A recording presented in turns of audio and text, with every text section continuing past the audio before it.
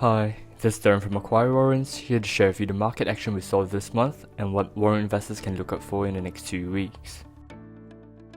While markets have rebounded in the start of May, concerns are re-emerging as new classes appear in countries which have eased their lockdown measures. This has raised questions if economies are reopening too quickly, and if lockdown measures could potentially extend to a vaccine is approved. Amidst these shaky markets, a few bright spots have sprouted from the worldwide lockdown. Companies in the tech and consumer staple fronts have massively benefited of the stay-at-home measures. Alongside this boom, call warrants with Tencent and Wilmar International have emerged amongst the top performers in May. So, what are call warrants? Call warrants move in line with the underlying they follow, meaning if the underlying stock or index went up, so will the call warrants. Put warrants move inversely from the underlying and will increase in price when the underlying stock or index falls. Moving back to Tencent, its shares have gotten a boost this month after the company announced in their first quarter earnings that game sales revenues saw its fastest growth since 2017 amid China's lockdown period. Tencent has gained more than $42 billion in market value in the past 3 months, defying a global market rout to outperform peers like Baidu and Alibaba. Looking at Tencent shares listed in Hong Kong this month, Tencent is up 1% to trade at its highest since March 2018. The benchmark Hong Kong index is down 3% month to date. On the back of this move, the trending Tencent call trading in Singapore is up 15%, while the put is down 42%. These trending warrants are used as an example as they have high bid and offer volumes, are trading on a tight bid and offer spread, and provide the best sensitivity. The reason you see a much larger magnified percentage price move in the warrants compared to Tencent shares is due to the gearing effect. Warrants move according to their effective gearing figure. If a warrant had an effective gearing of 10, it means the warrant will move about 10% for every 1% move in the underlying share or index it tracks.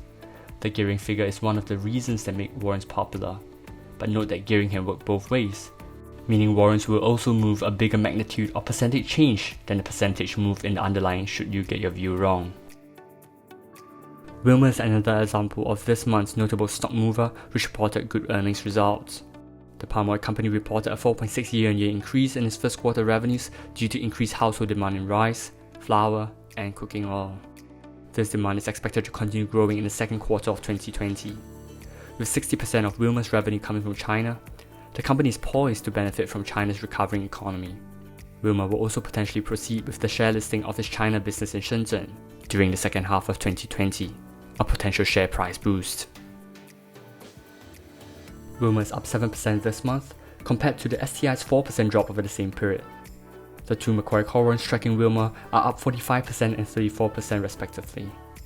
The warrants are amongst the top performing Macquarie warrants for the month of May. To estimate how much you should be investing into warrants, you can use effective gearing as a guide. You recall that the effective gearing level in a warrant indicates how much more you'll move compared to a 1% move in the underlying. Effective gearing can also help you estimate the amount of effective stock exposure in the underlying shares that you gain by buying the warrant. As an example, there is a put warrant with an effective gearing of 10 times. An investor looking to buy this put to hedge against a fall in his 100,000 worth of shares can consider investing 10 times less. That is 10,000 in this put warrant. For the remaining weeks in May, investors may wish to keep a lookout for these major economic events to gain further colour on the global economic health. On 21st May, the FMOC meeting minutes as well as the May market manufacturing and services PMI will be released. The next day, China's MPC will hold their third annual session to discuss the country's economic targets and forecasts for the coming months. Last of all, the US will release its annualized GDP for its first quarter. I hope you've enjoyed this month's market commentary. Investors who are specified investment products qualified can trade warrants via their online trading account, the same way they would trade shares. For further details on trading warrants, and to find out if you're qualified to trade warrants, click on the link in the description or feel free to contact us at our warrant hotline. Lastly, don't miss out on the next video and exciting warrant news by subscribing to our channels on YouTube, Telegram, and Facebook.